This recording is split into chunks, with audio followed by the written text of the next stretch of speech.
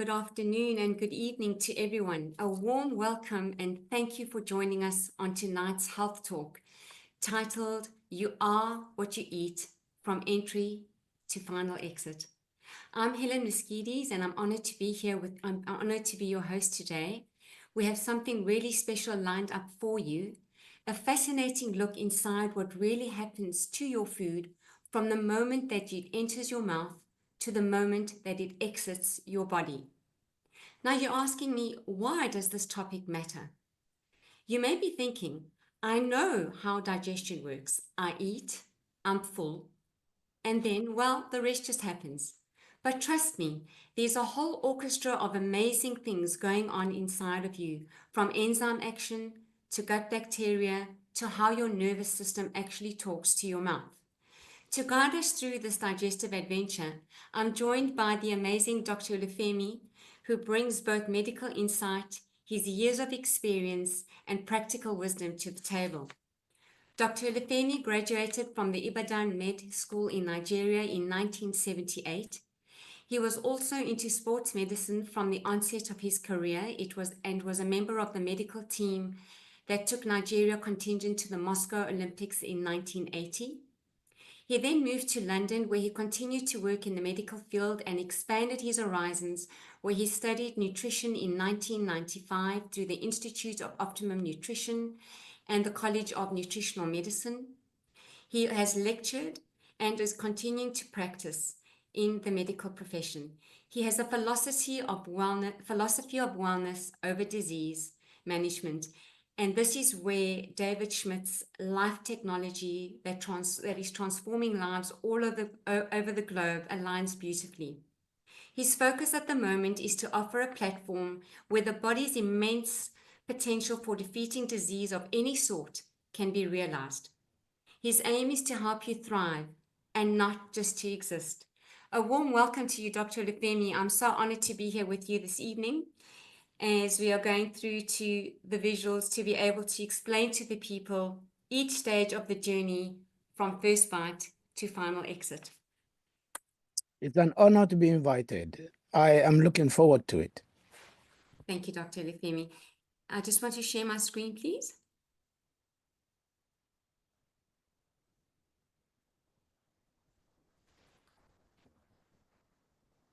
Can you see the screen? Yep. Okay, fantastic. Right, Dr. Olufemi. So let's begin. It's said that digestion actually begins before. Now, first of all, let's go through what are the top 3 things that most people get wrong about digestion?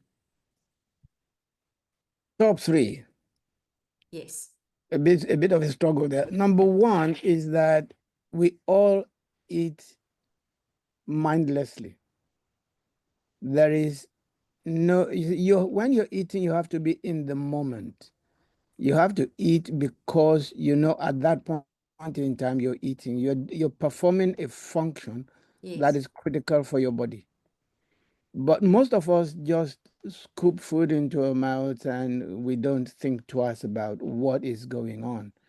And as soon as we finish, we dust our pants and get up and go. But that is the wrong way to look at it. The other thing to remember is that from your mouth to the exit in your innards, that is your body's contact with the outside world. It is the first contact your body will have with anything that you drink, anything that you eat, even the air that you swallow. Each one of those things would either support your body or will damage it. There are no 2 ways about that.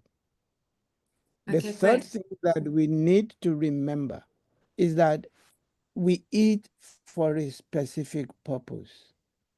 And that purpose needs to be achieved. If you're not achieving it, you're not eating, or you shouldn't be eating. Great. And is it true that digestion actually begins before we put anything in our mouths?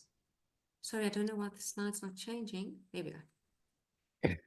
Is it true, Dr. Olufemi? That is correct. That is absolutely correct. There was an experiment performed by a scientist called Pavlov. And he was working with dogs, and he would ring bells, and they would come and they will see the food and they will salivate. They will begin to produce saliva because they see the food. Now, it got to a point where as soon as the dogs hear the bell, even if they do not see food, they begin to salivate. That is the trick. You're eating, many of us have been in areas where you simply smell delicious food coming from you don't know where, and you suddenly become hungry. That's true. So that is how it starts. Your brain is triggered, certain systems beginning from your mouth are triggered to begin to start gathering to work on the food you are going to eat, even when you're not aware of where that food is coming from. Fantastic. So what happens when the food actually enters the mouth, Dr. Olufemi?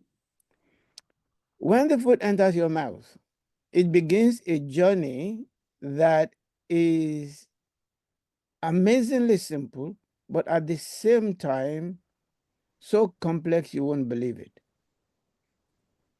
Your mouth is actually created as a cavity that takes the food and shapes it into the way that the rest of the body can begin to deal with it.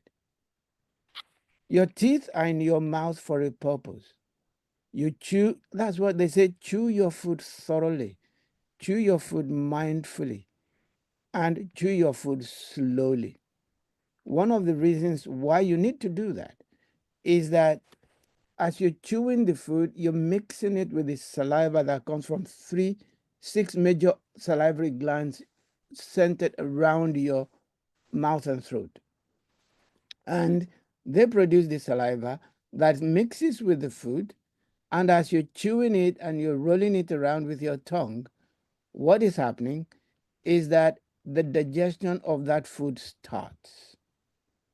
You will notice this if, for example, you took a piece of potato. Potato doesn't really taste sweet, but if you keep chewing it and you chew it long enough, it will feel sweet in your mouth. Correct. Because one of the enzymes in the saliva, salivary amylase we call it, will break down the carbohydrate of the potato and will begin to convert it to simple sugars, and that is why it becomes sweet in your mouth. So digestion actually starts from the mouth.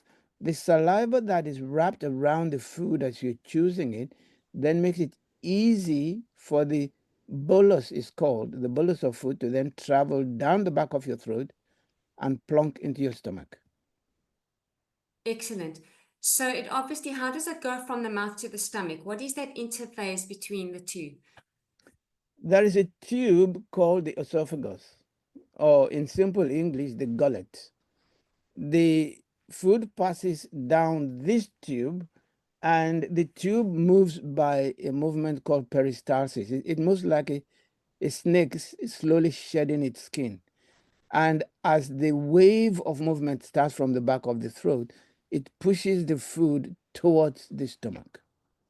Great. So this is not where digestion takes place, right? Sorry? This is not where digestion takes place yet. No, no digestion happens in the esophagus. It's only a tube connecting the mouth to the stomach. Excellent. So, all right. So we have chewed things over literally, and swallowing is just the beginning. Let's follow that fuse that it takes a smooth roll down the esophagus and enters the stomach, where the real magic, or let's say chemistry, begins.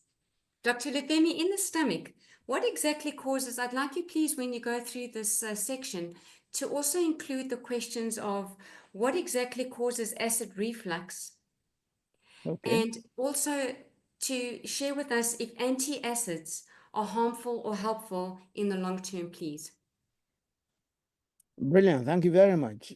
You see, as the food enters the stomach, there is a gateman. There is a gateway made of muscles. All right. It's like a purse string closure that needs to open so that the food can enter the stomach. Right. So as the peristalsis travels down, when it gets to the bottom of the esophagus, it then triggers that purse string to open. and the food can drop into the stomach. Now, there's a machine that you use to grind your peppers in the kitchen, your tomatoes, your onions, and all that. Yes, the You grater, pop yes. them in, and then you turn it on, and it blends it. It's a blender. The blender, yes. Sorry. That is what the stomach is. The stomach is a blender, and it turns the food into a completely liquid state. But I need to tell you here that the stomach is not just one single bag. There are three sections to the stomach. Now, the top section is the part where it looks like a curve, like an inverted U at the top. That Yes. that happens because the saliva in your mouth is alkaline. Most of the environment in the stomach is acidic, pure acid. It's so strong that if you were to drop the acid from your stomach on the back of your hand, it will eat its way through to the other side. Wow. That's how strong it is. But there's a reason why that happens. Anything that comes in with your food, whether it's a microbe or a virus or whatever it is, gets bound up in the acid. It's a defense mechanism. But on the top third of the stomach, that area is kept for the food as it's coming through from the esophagus so that it remains in a slightly alkaline environment as the enzymes from the mouth continue to do their work. And when it is allowed to mix with the rest of the stomach, it gets into a completely acid situation. There are cells in the stomach that have a single job. Their job is to produce acid. Your stomach is supposed to be acidic. And I will answer your question about antacids here. If you put Yes. an antacid in your stomach and you do it too frequently, you're creating a major problem. Because what will happen is that as you're reducing the acid level, message goes through the nerves around your stomach to your brain that the parietal cells, the cells that are supposed to be producing the acid, are not producing enough acid. So they get a kick up the backside and they double their production rate. Wow. And this is what happens when we say you have reflux disease or you have GERD, which is gastroesophageal reflux disease, right? Right. We say that it happens because there is too much acid in the stomach. That is sometimes not exactly correct. And Actually, what happens is that by the time you get reflux disease, you probably don't have enough acid in the stomach. Not that you have too much. And when you take an antacid, you're making a bad situation worse. And because you need that, what happens in the stomach is there is a lot of digestion that happens. But a lot of that digestion have to happen in an acid environment. For example, the proteins you eat is layer upon layer upon layer upon layer. It's like you have a series of layers of sandwiches, right? yes. And they are all linked. And they need to be broken. The links between them need to be broken before the protein can be digested completely. And if that does not happen, it's like having a square block of meat, for example. Let's say you have a cube of meat and you drop it into a digestive environment. The 8 sides of that block might get digested, but the inside of the block will not get digested. That's the problem that you face when you don't have enough acid in the stomach. That block of protein is not opened up and only partially digested. So when it gets into the intestine where there are bacteria, those bacteria will have a birthday party with the undigested protein and they will generate a lot of gas. And that is where your bloating comes from. So when you eat, for example, and you don't have enough acid, because your stomach is such a mobile bag, if after you've eaten, you are to sit back or lean back or move your body in such a way that you're sort of relaxing after a meal, the stomach could turn itself over. When it does that, it puts pressure on that purse string that is between the esophagus and the stomach. All right? And that Yeah. pressure could push that purse string open slightly. So even the little acid that is now in the food will begin to irritate the lower portion of the esophagus. And that is where your GERD comes from. Right. And that is why for people who say they have an ulcer, and we have an ulcer because there is too much acid, when they take milk or they take an antacid, the pain sort of reduces slightly for a few minutes. And then it comes back double because the parietal cells that produce the acid have been given a kick up the butt and told produce more acid. So you tend to worsen the situation. Then there is the third part, is the middle part of the stomach that is acidic. The final part, which is the part that then enters the duodenum, Yes. begins to note that what is going into the duodenum is highly acidic, right? So as that gate at the bottom of the stomach begins to open, the liver and the gallbladder begin to push the bile into the area. And because they are highly alkaline, they neutralize the acid that is coming in from the stomach. Excellent.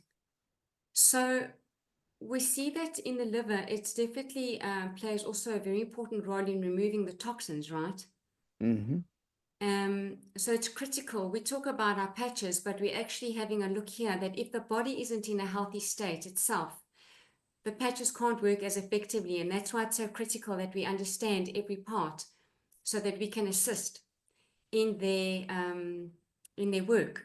Now, Dr. Olufemi, when we go into the small intestine, can you please explain to us what it means to have a leaky gut? And also, they refer to the gut as the second brain. And also, please consider, how does food sensitivity and intolerance appear here, please? If you could also cover that, please, that would be great. Right. Okay, let's follow the travel of the food through the duodenum. The duodenum is the part of the small intestine that is linked to the stomach, right? Is the early part. Yes. It is there that the pancreas will put its pancreatic juices, and the bile from the liver through the gallbladder will come into where we call the sphincter of Oddi, all right, or the common bile duct. Right. And they will then meet the food that is coming out of the stomach. The bile will neutralize the acid that is coming from the stomach. The bile would at the same time begin to emulsify the fats that may be in your food. Emulsify means to turn it into small, tiny globules, which is then easier for digestion to take place. The enzymes from the pancreas will also meet the food at that point, and Yes. that includes your amylase, your protease, and your lipase. Those are the enzymes that digest carbohydrates and digest proteins and digest fats. Now, that digestion will continue from there. The Okay. bile that is produced by the liver is as a result of the toxins that the liver has extracted from whatever is, you will see as we go down into the small intestine, that there is a motorway, a highway directly between the intestine and the liver. Yes. And that happens because there is nothing that enters through your mouth that does not eventually end up in your liver. Everything does. There is no way around it. Everything that enters your mouth will end up in your liver. And the liver then begins to sort out the different bits. and those that need to be stored will be stored. Those that needs to be used immediately will be used immediately. And the liver is a critical organ. It is the most critical organ in the body because it supports your body in 1,000 different ways. Having said that, you're still breaking down food, although you are now in the small intestine. A part of the small intestine continues the breakdown of food because there are also enzymes there that will break down carbohydrates, will break down proteins, and will break down fats. Yes. But as you go further into the small intestine, you find that the surface of that small intestine explodes. What do I mean by that? The lower two-thirds of the small intestine have a surface area as big as 4 to 6 lawn tennis courts. Wow. And why does it need? It needs that amount of surface to be able to absorb the nutrients that are coming through from the food. But it's a very, very fine mesh. Those who eat, you know what a sieve is? Okay, let me use a sieve like you use for your tea when you use loose leaf tea. Yes. When you know that is a filter or a sieve that you use to pour your tea so that you don't take the leaves along with it. Yes. Right. Now, It's quite fun. imagine that sort of filter with the tiny holes that it has. Multiply those holes by 100 million times. Wow.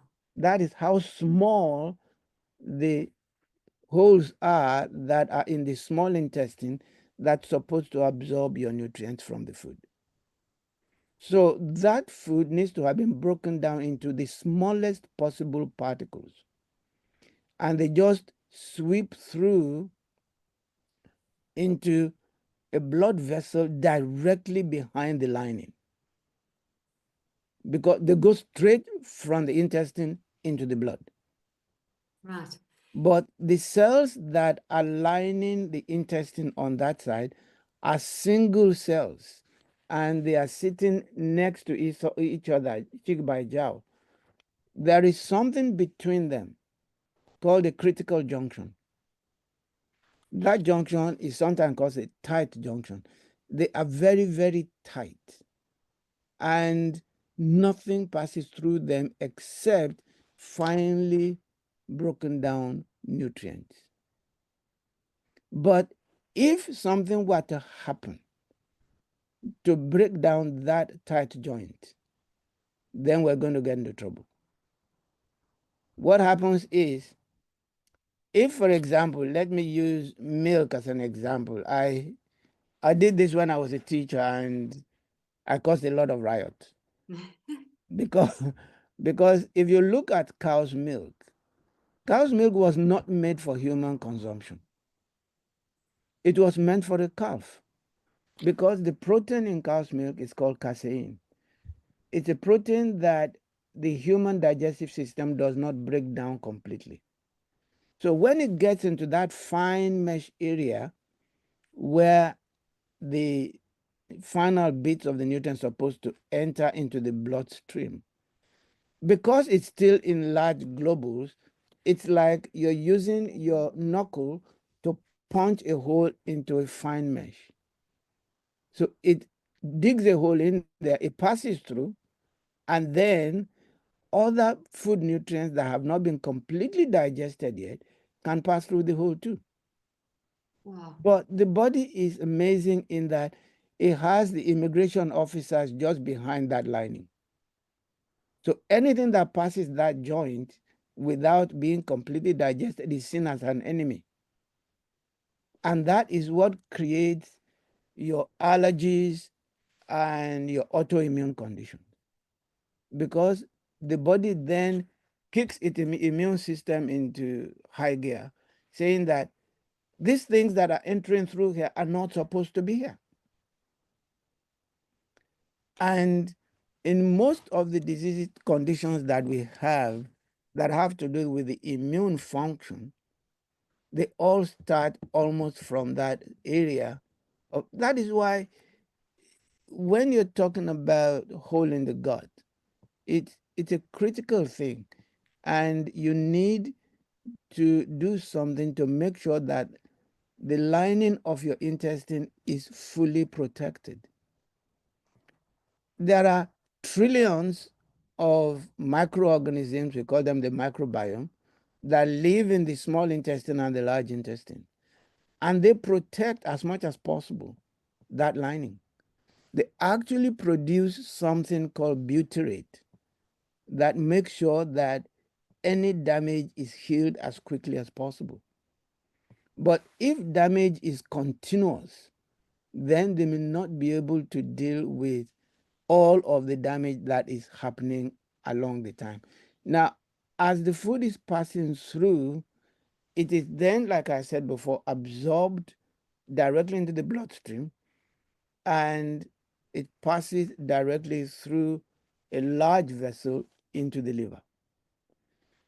When they're stored in the liver, they're stored in the liver, and the liver then begins to deal with what stays where. What then happens is you need to be sure that you're eating the right kind of food. Because if you're eating the wrong kind of food, for example, if you're eating too many carbohydrates at the same time, you see, you're Yes, producing what we call energy. You see, there are two reasons why we eat. You eat to produce the energy or to provide the nutrients. correct. The nutrient is what we're trying to talk about here, right? Your body needs the nutrients. Every single function of the body that we know depends on one nutrient or another. And let me use a quick example here. Some people get depressed, right? And Yes, we give them a drug, as doctors, we give them a drug called SSRIs, serotonin reuptake inhibitors. All right. Now, serotonin is a hormone that is produced by the microorganisms in your gut. But as doctors, what we're trying to do is hold on to the little amount of serotonin that you have left in your brain. It is your feel good hormone, it's your happy hormone, right? correct. Yes, So we want to hold on to it as long as possible, not allowing the body to break it down. But instead of doing that, how about if we try to improve the production of serotonin by improving the microbiome in the gut?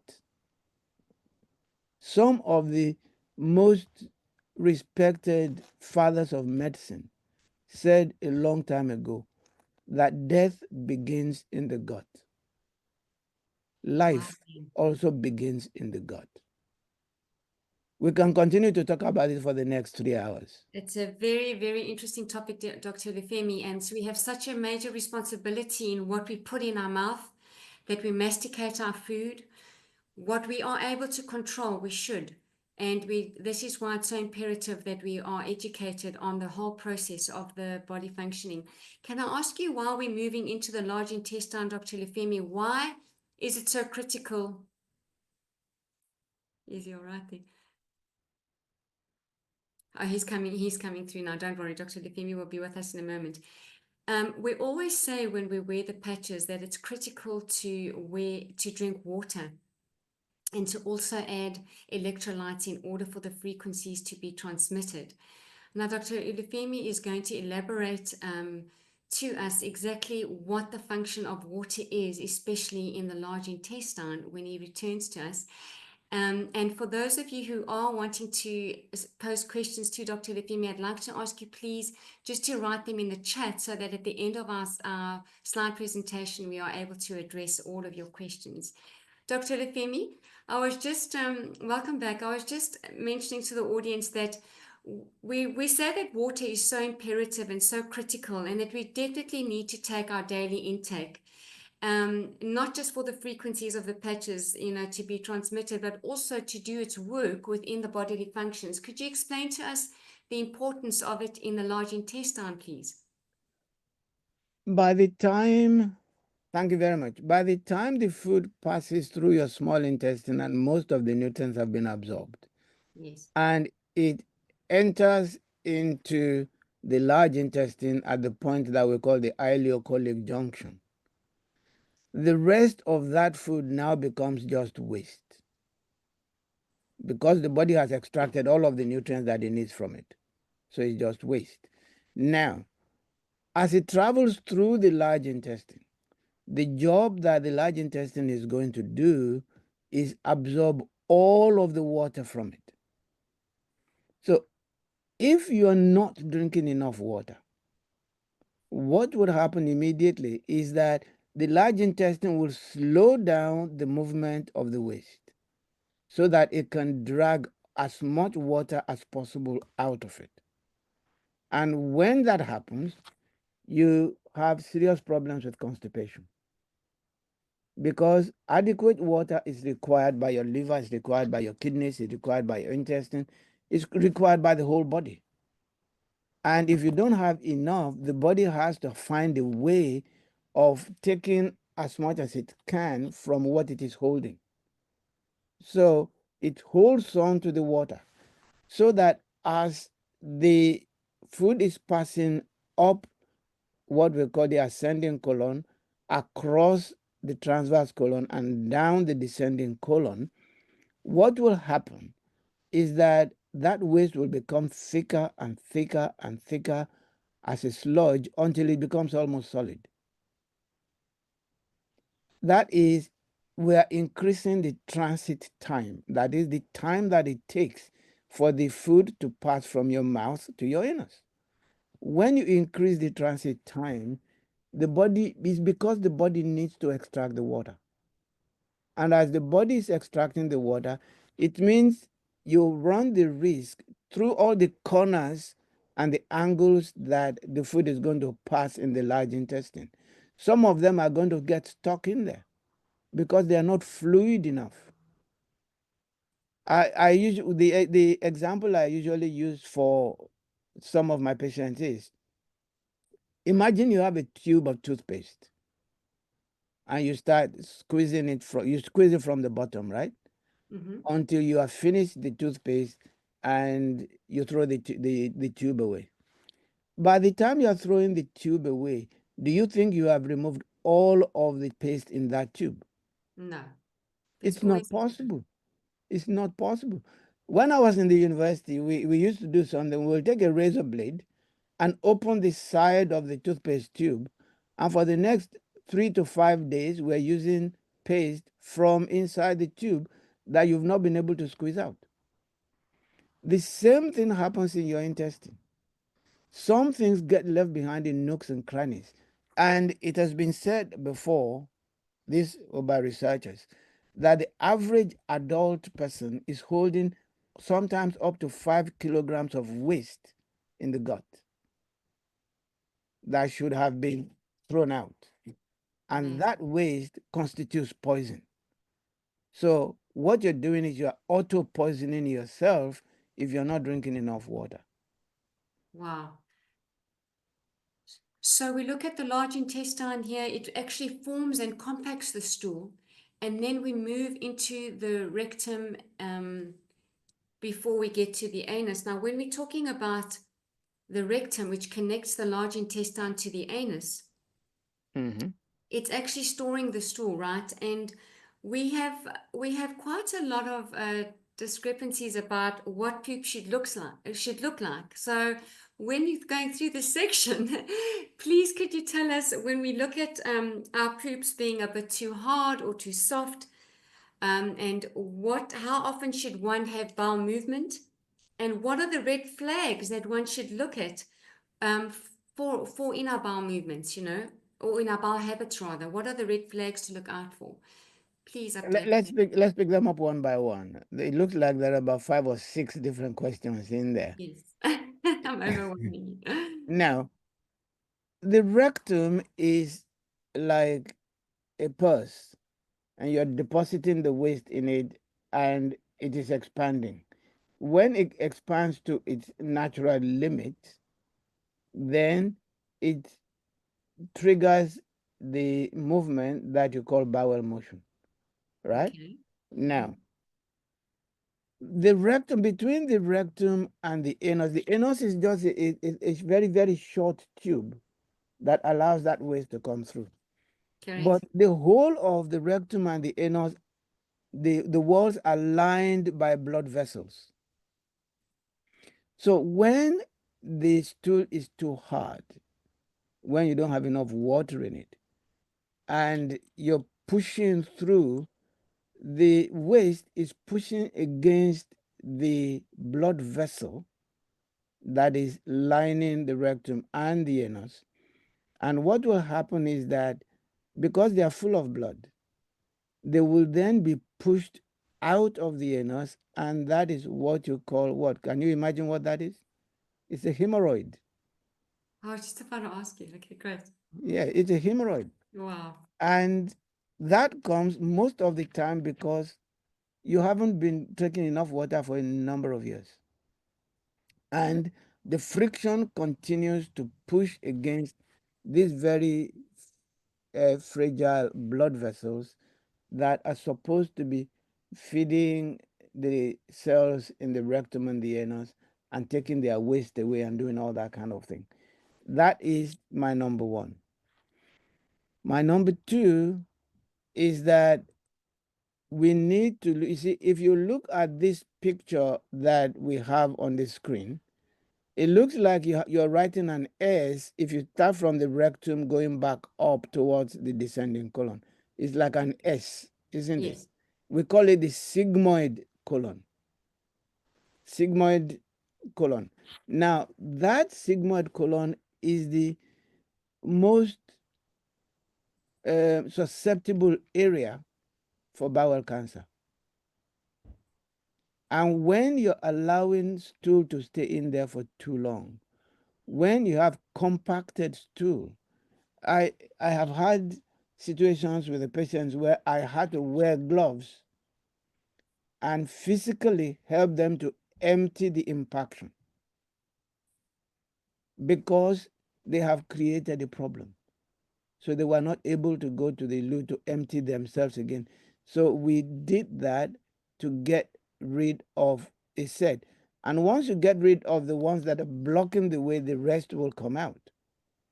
But the problem is that because the rectum connects the lower part of the intestine to the outside, you cannot afford to have breaking blood vessels in that area. Otherwise, bacteria from outside may cause infections in the lower gut.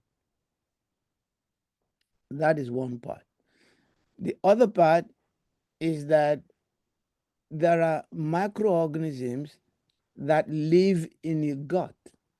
They're supposed to protect you.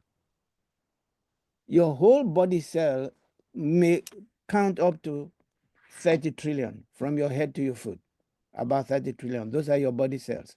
We call them your somatic cells. But the microorganisms in your gut number sometimes up to 300 trillion. They Wow. outnumber your body cells by 10 to 1. So you've got to respect them. You've got to work with them. They are symbiotics. They work with your body to do a lot of very delicate, very necessary work. Most of the microorganisms in your gut you were born with. What happens is, as the baby is passing through the birth canal, it picks up some of the microbes from the birth canal.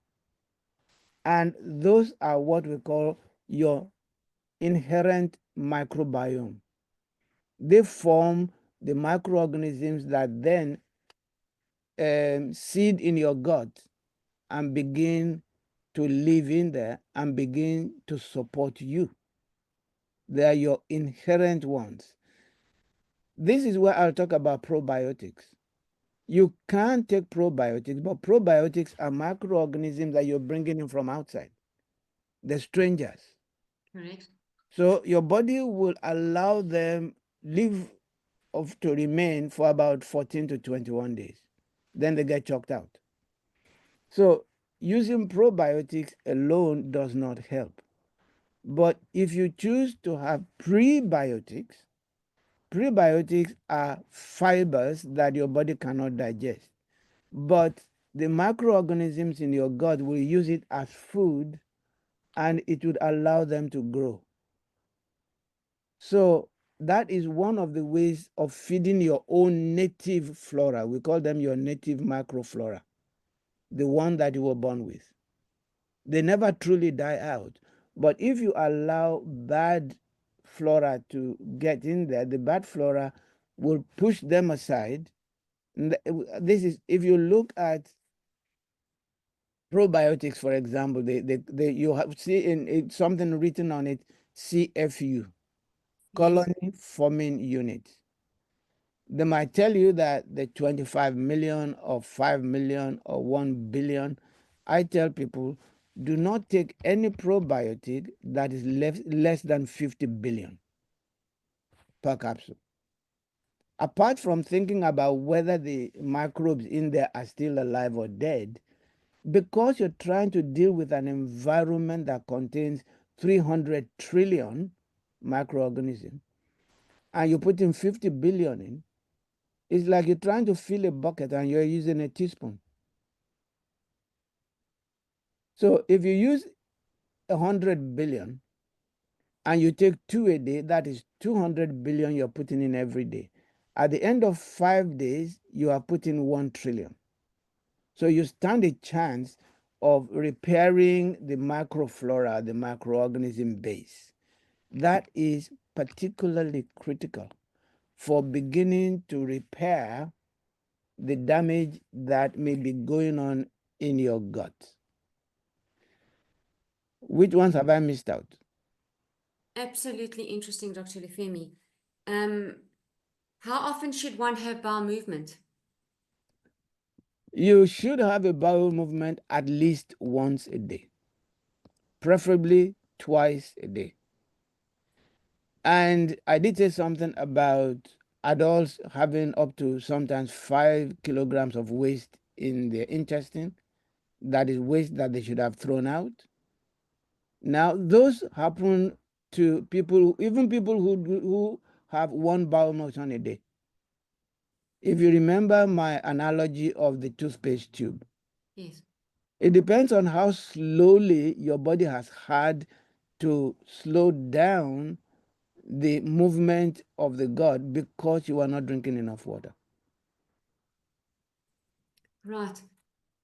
Do you find that people who eat very late at night, that they're actually doing themselves harm? Oh, absolutely, no doubt There's a about reason why we say we should have a timing and we shouldn't eat after 8, for example, or close to bedtime. that. Correct. Um, we have this saying that you should eat 3 times a day. Mm-hmm. I wonder who started that.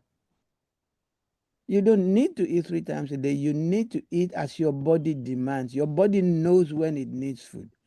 And the problem that we face is that, you see, it takes your body no less than 2 hours to deal with each meal that you eat. So imagine that you eat your breakfast between 8 and 9, right? So your body is still dealing with that till about 11 o'clock, 12 o'clock. But if you're somebody who has an early lunch, you're eating lunch between 1 and 2, and then it means that your body is continuing the work of digestion and assimilation until about 5 or 6. Then you're eating your dinner about 7 or 8. And your body continues the same process till about 9 o'clock, 10 o'clock. The body doesn't have any breathing space at all to do anything other than digest and assimilate and digest and assimilate. And it gets to a point where the accumulation just becomes too much. The body is not able to clean itself up. But if you eat mindfully, you will notice that you do not eat too frequently. I tell people that is a fad that keeps going around that, and they try to call it intermittent fasting, Yes. right? They say you fast over maybe 10 hours or 12 hours and that kind of thing, and then you eat. I advise people eat twice a day, but make sure that your last meal of the day takes about 15 hours before you eat your first meal of the day. At that point in time, your body will kick in a program called autophagy. Autophagy is the program that the body uses to clean up itself, to remove dead cells, to remove bad cells, to clean up all the different systems that need cleaning up. And if it doesn't have enough time between the jobs of doing digestion and assimilation, that job will not happen. So I tell people, if you eat at 7 o'clock at night, 7 o'clock in the following morning will give you 12 hours. Right? So it means your breakfast must not be before 10 o'clock. That is when you hit the 15-hour mark. If you can wait until 11 o'clock or 12 noon, that will be perfect. Because you would have given your body at least an extra hour or two to put in the process of autophagy. Right. Dr. Olufemi, let's look at how sleep affects digestion, or a lack of. Because some people Sleep, don't actually have enough hours sleep. Do you find that the timing of your sleep affects the process, the digestive process? it's not only your digestive process that it affects everything. If you do not sleep at the right time, you are creating damage. You are holding back toxins. That is particularly important to note. And you need to sleep. It is not the number of hours that is critical. What is critical is the time you go to bed. Correct. Now, about what time do you start yawning in the evening on the average? Give me a number. About what time in the evening do you think some people will start to yawn? And what does that mean? I'd love for people to write that in the chat what time they think they can yawn. Yeah, okay. Let some people put in the chat about what was the question again? About what time of the evening do people begin to yawn? Yes. 7 p.m., 8 p.m., 9 p.m., 10 p.m. About what time of the evening?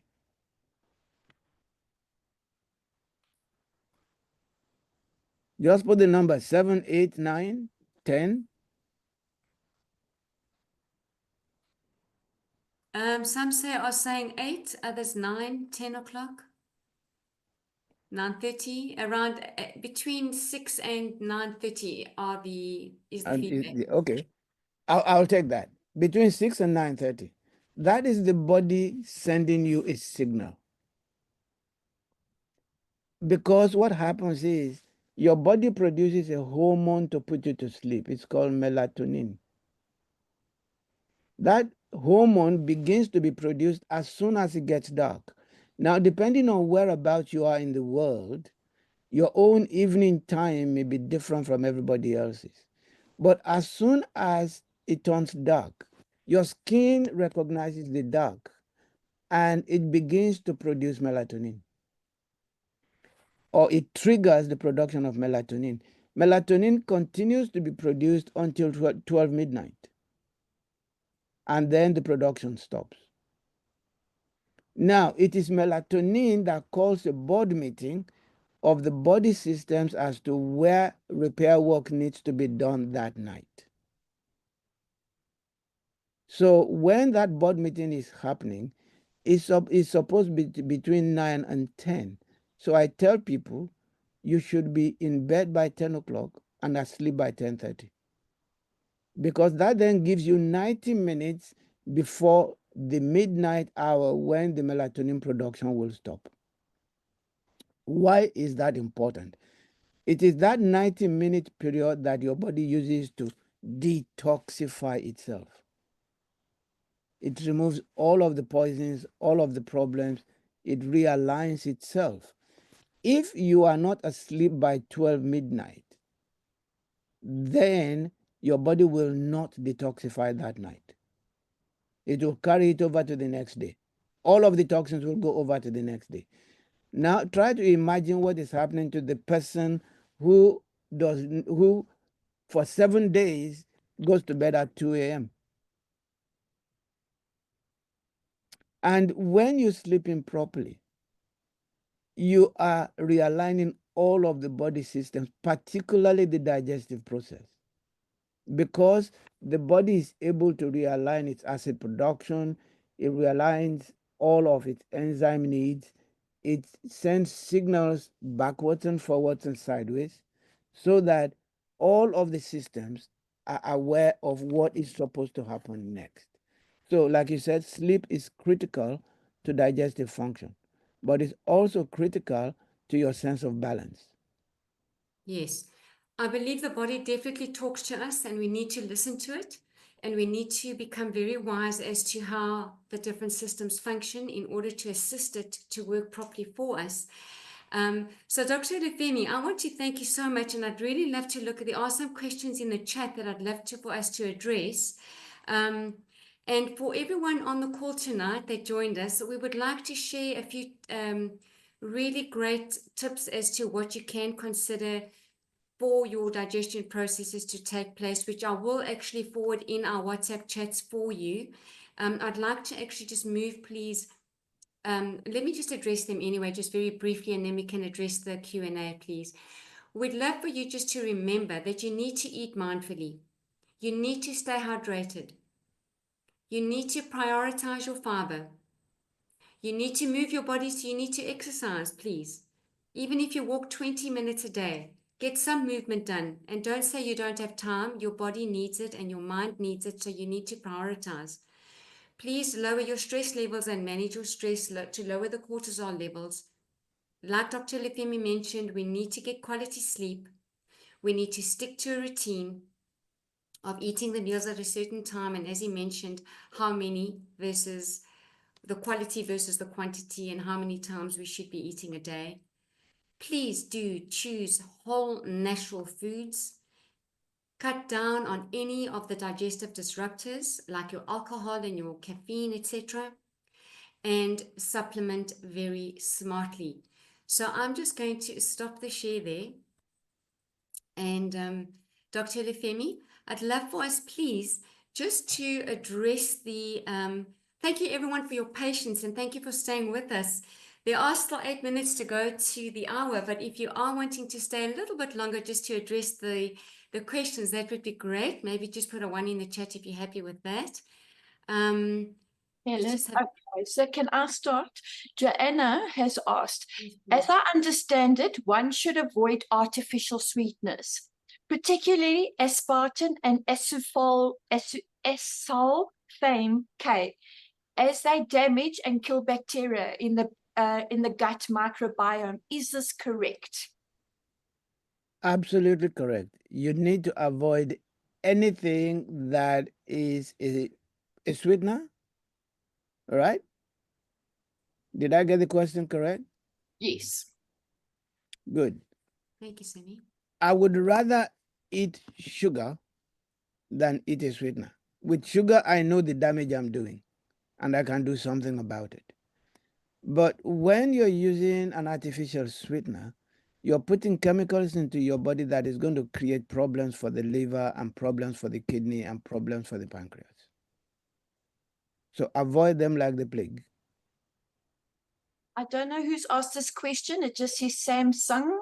Okay, if a diet is not good, then the patches won't work at all.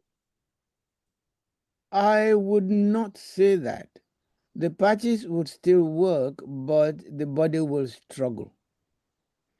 And it will struggle because, for example, there is a patient I'm working with at the moment who has a number of issues.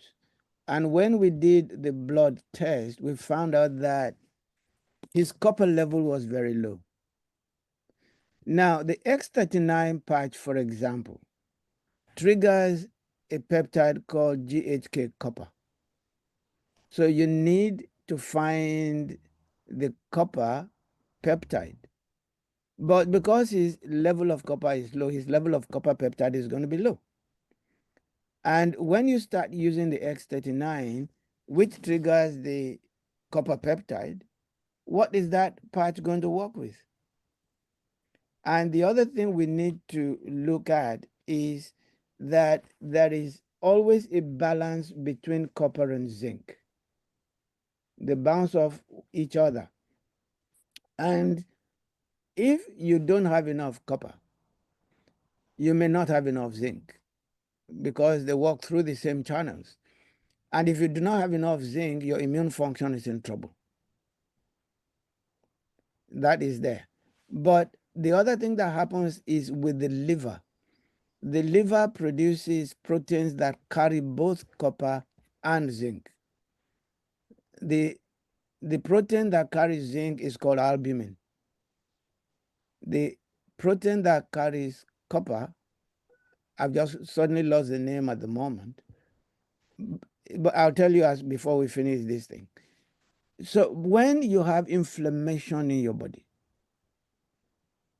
degenerative processes will happen. And because of those degenerative processes, the liver will begin to produce more ceruloplasmin. That is the protein that carries copper. It will begin to produce more ceruloplasmin in place of the albumin. That means you will have more copper than you need. And that is a signal that there is problem in the body. And when you have that kind of situation, it sometimes is used to determine the prognosis, we call it, how well you will do if, for example, you are going through a cancer treatment. If you're unfortunate enough to have a cancer diagnosis and we look at the copper to zinc ratio, and you have way too much copper than you should have, then the chances of you surviving are a little bit lower than they should be. So it's important to have nutrients that the body needs. That is the simple way I will put it. Thank you. Doctor, then Anton asks, it seems that the average toilet seat is too high for a healthy bowel movement. What's the best advice? So I know that this is it's a case of like you need to get your knees up to get I'm not too sure if that's correct. That is correct. Actually, as what they call the hunter-gatherer, the man in the early days used to squat to be able to empty his bowels completely. Unfortunately, all the modern gizmos that we're using to make ourselves sit on a toilet seat is absolutely ridiculous.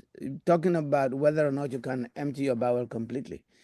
But you will never be in a position where you could squat. When you're squatting and your lower legs is sitting directly against your thigh, then the pelvic muscles are all opened up. And as you push, it comes through. If you have ever been in a place where a woman is given birth, we help them to push the thighs up, pull the legs down so that it's holding against the thigh, and that gives the baby enough push from the pelvic muscles so that it can get out. The same thing, the same process is needed here. So if you can ever find yourself, what I have noticed some of my friends do is they squat on top of the toilet seat. Yes. You can try that. You need strong muscles. You That's can one try way to that, get but I'm not sure how well it will work for everybody. Because But it's something that you can try. yes. Dr. Olufemi, I just want to ask you a question between calories versus nutrients. The intake of calories versus nutrients, because there's quite different schools of thought, right, with the intake of that in terms of people trying to balance their weight or to lose weight. There are calories and there are calories. 100 calories of potatoes is not exactly the same as 100 calories of carrots. and 100 calories of the favorite breakfast cereal is not the same as 100 calories of apples. So calories actually in my world does not matter. Right. It's not calorie in or calorie out. It's what you do with those calories. You see, when you do not have enough nutrients, your body will force you to keep eating until you have provided the nutrients. I have seen women who will go out and eat sand when they're pregnant. Yes. And that is because they are very deficient in silicon. And they're looking for the silicon, and silicon is available in sand. Right? Your body will force you to do whatever it takes to bring in the nutrients that it requires. I did, there was a Zoom seminar that was in this morning where I had to say that, look at an American young man. He's only 18, 19, 20. He wants to play basketball, but he's already 4X size, right? He's wearing a shirt that says 4X.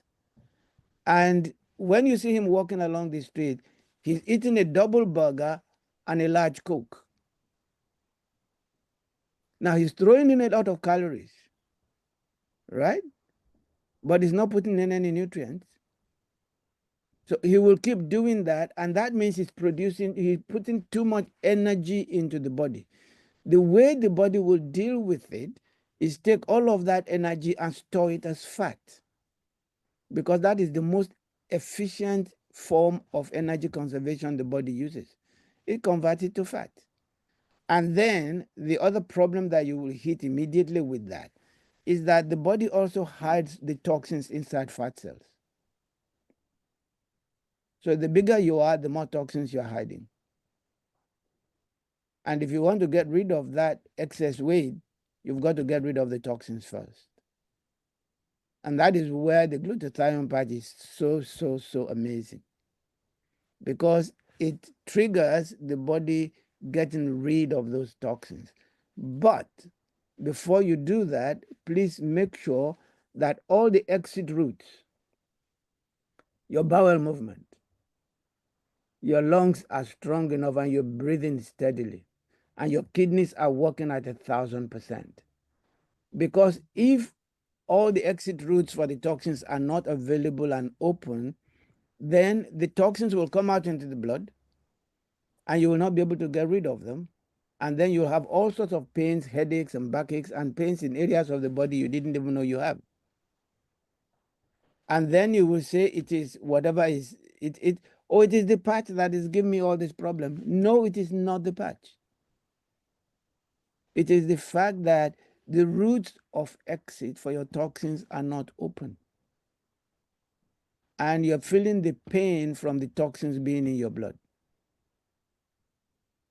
You are what you eat. Bravo, You Dr. certainly are what you eat. Bravo, Dr. Olufemi. Sammy, let's see what Queen 333 has said. Also, just one last question that there is here. Metzi is asking, is Greek yogurt good for the gut health? Is what we buy in the supermarket, has that got the good health bacteria probiotic in it? Anything Greek is good, hey? Dr. Olufemi. I refuse to get into the middle of that argument. But if you're eating a yogurt, be sure it is one that you have made yourself. But if you're taking something like a sauerkraut, or you're taking something like a bone broth, you're doing something good. What you do not want to do is, most of the yogurts that are available do not have enough live factors in them. And it is the live factors that are important. I would rather, if you're going to take the yogurt, fine, I have no problem with that. But if you're going to take that yogurt, begin to take extra fiber yourself so that you are going to be helping your own native microorganisms to begin to take back the grounds that have been lost. Does that answer the question? Yes.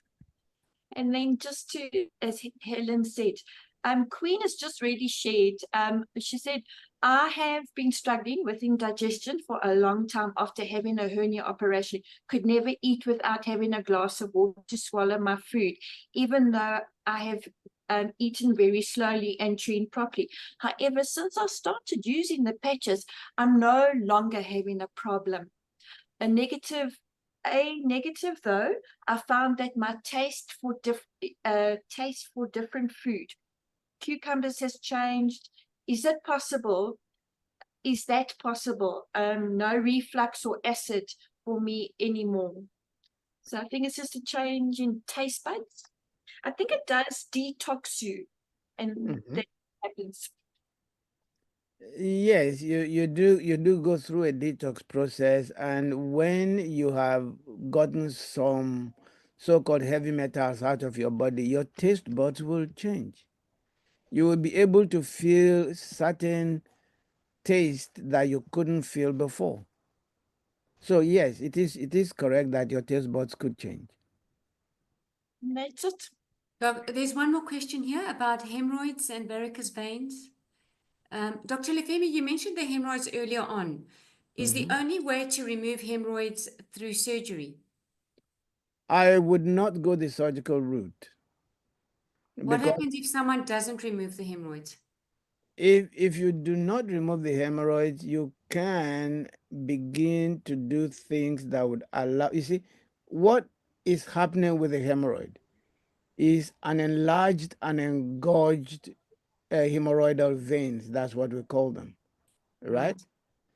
If you do things that allow the blood to flow away from the pelvis, the more exercise you do, for example, Yes. or if you were to take something that would I've seen people do trampoline jumping and get rid of their hemorrhoids. Because when you're doing that, virtually all of the movement of the blood from your legs all the way up to your waist will be quickened. And when the blood is removed, the excess blood that is causing the hemorrhoid is reabsorbed into the body. Okay. So what is your view also on colonoscopies, and how often should one do one or have one? A colonoscopy is sometimes a necessary evil, as is either a gastroscopy. A gastroscopy is taking a camera through the mouth and looking at your stomach and looking at the early part of the digestive system. A colonoscopy goes from the other end. Now, that could be critically useful in some instances. For example, there might be some polyps developing in the lower gut in the large intestine.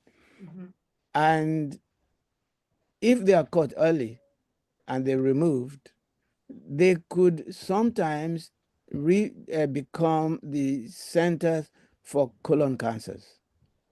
And that is why surgeons would take a knife to them as soon as they're discovered. But the thing is to make sure that your gut is healthy enough not to allow polyps to develop.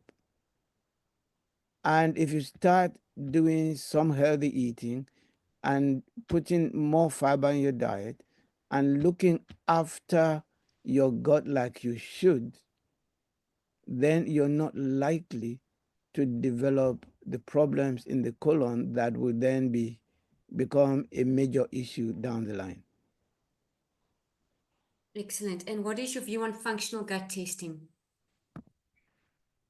Functional blood testing. Gut. Oh, functional gut testing. Yes. Oh, that is absolutely important. I have nothing at all against it. For example, you can check your microbiome. There is a whole range of functional gut testing that can be done.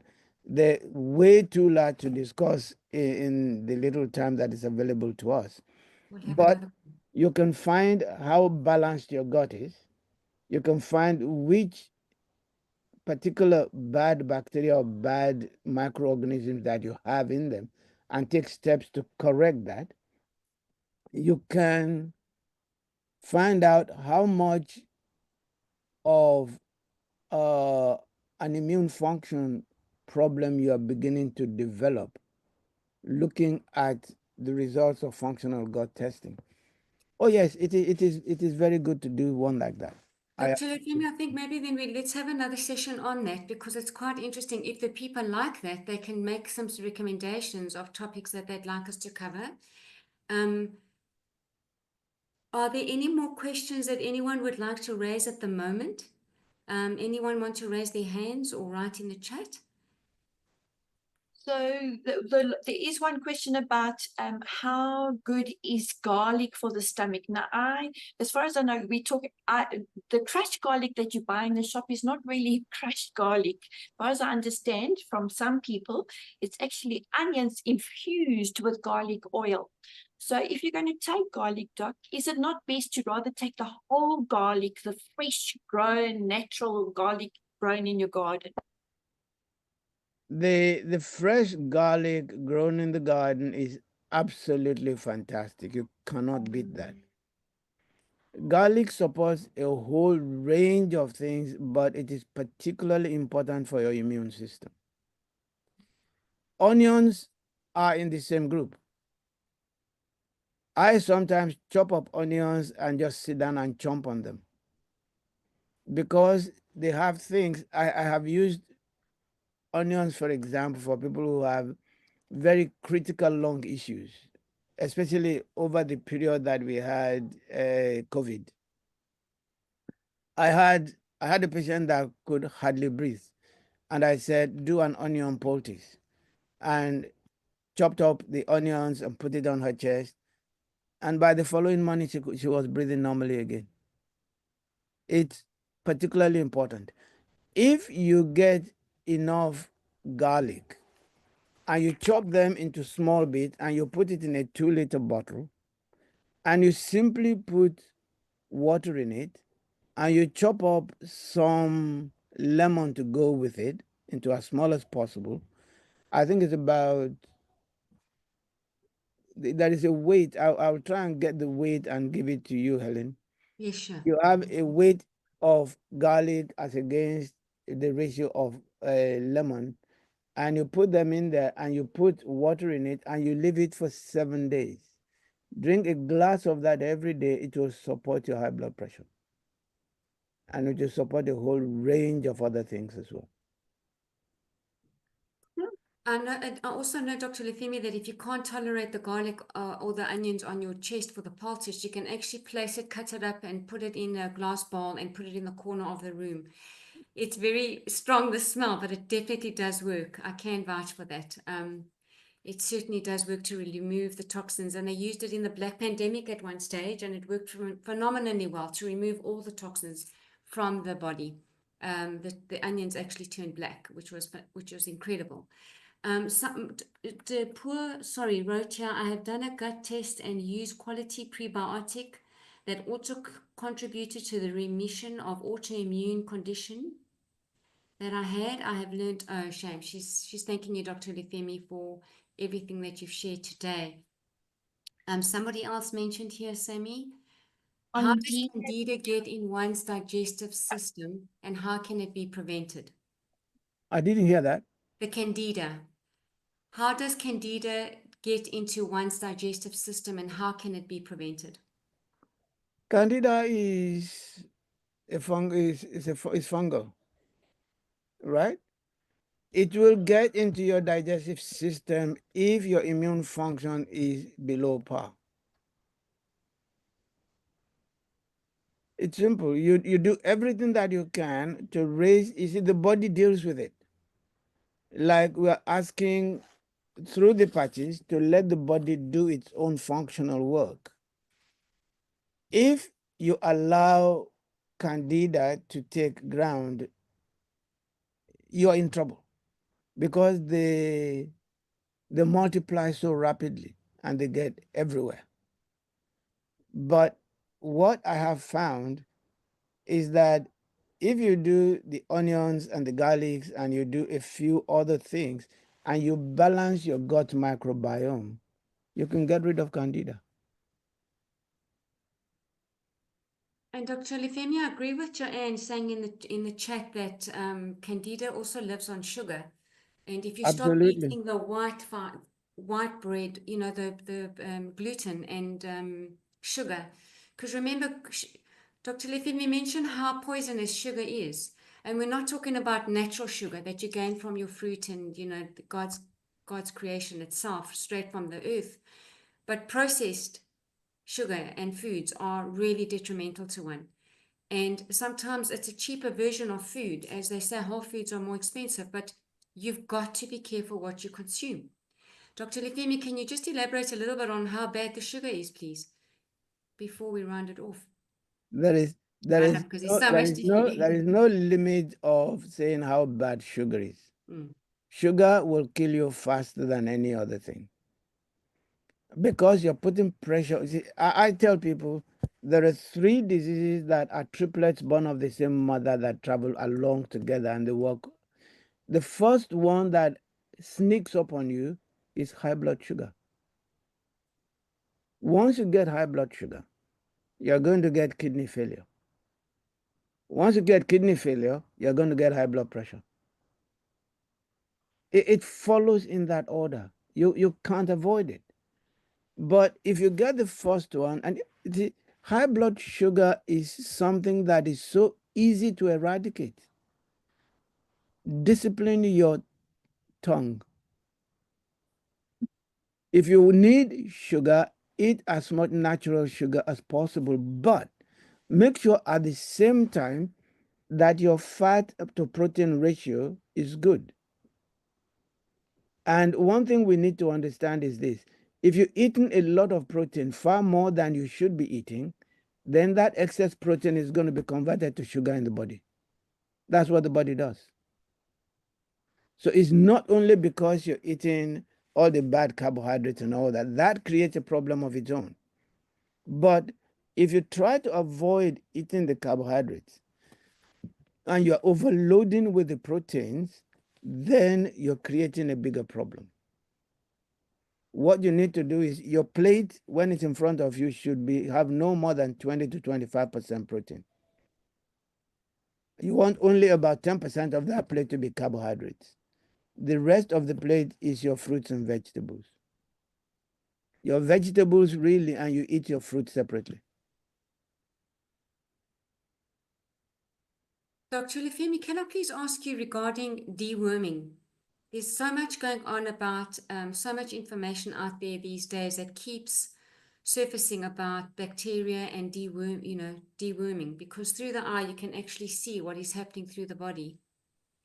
And bloodshot eyes are reflecting the bacteria that is sitting in the brain and also within the gut.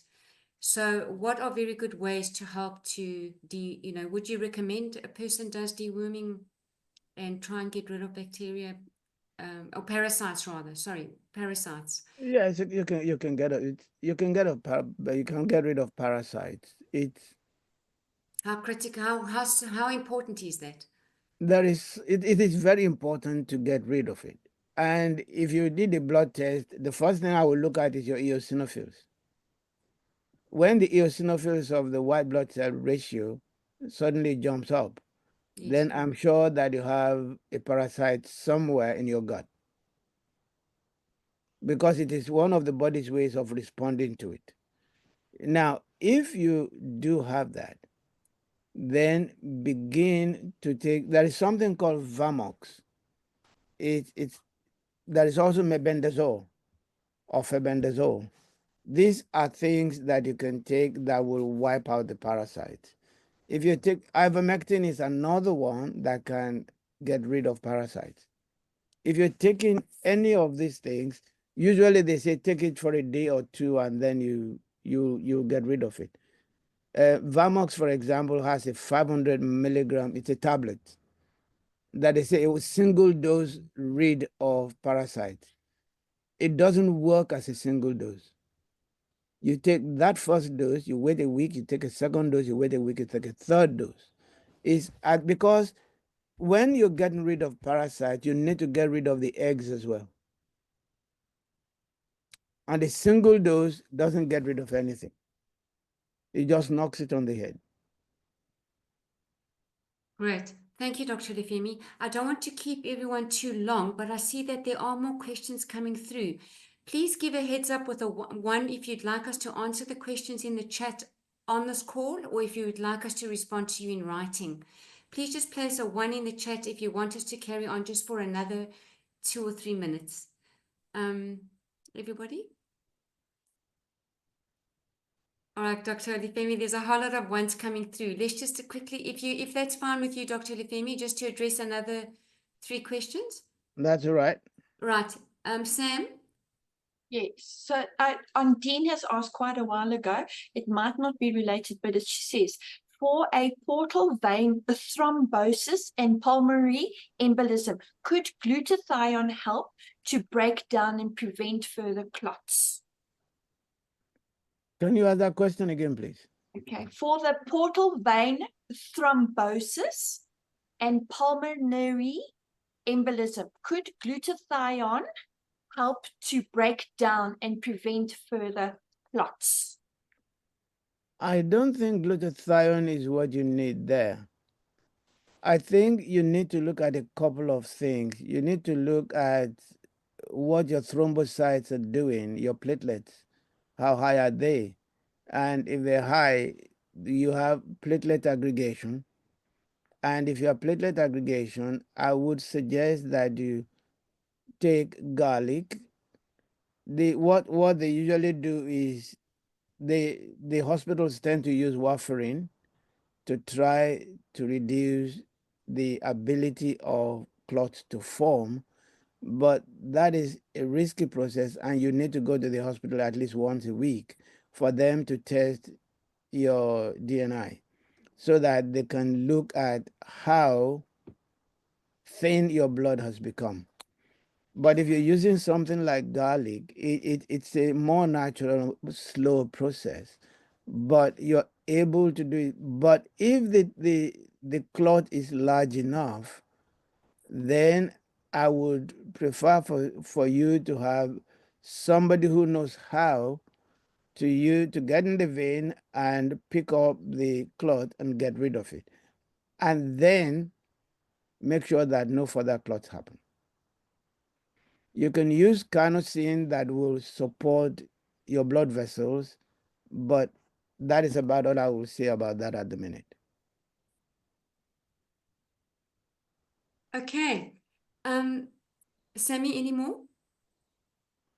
It's not really questions, it's just somebody, they've been having a little chat in the group about the Helicobacter. I wouldn't even be able to pronounce it. Just have a look at that. Okay. I'll tell you what we do. Sam, if you don't mind copying the chat for us, please, so that should we have missed any questions, we can privately or just do a response sheet afterwards.